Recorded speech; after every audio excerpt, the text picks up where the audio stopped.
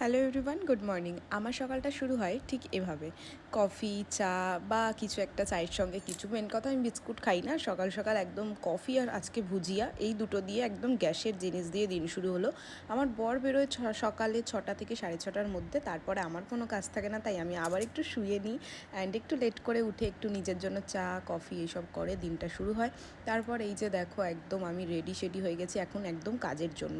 আগের দিন মা লুচি আর আলু চচ্চড়ি পাঠিয়েছিল, সেখান থেকে একটু বাঁচিয়ে রেখেছিলাম যাতে সকাল সকাল খেতে পারি। এদিকে খাচ্ছি আর এদিকে বরের জন্য উচ্ছে আলু ভাজা বসিয়ে দিয়েছি, কারণ ও তো উচ্ছে আলু ভাজা খেতে ভীষণ ভালোবাসে। আর কালকে মুখ ফুটে বলেছে যে আলু পোস্ত খাবো, তো এখানে আলু পোস্তর জন্য সমস্ত কিছু রেডি করে নিয়েছি।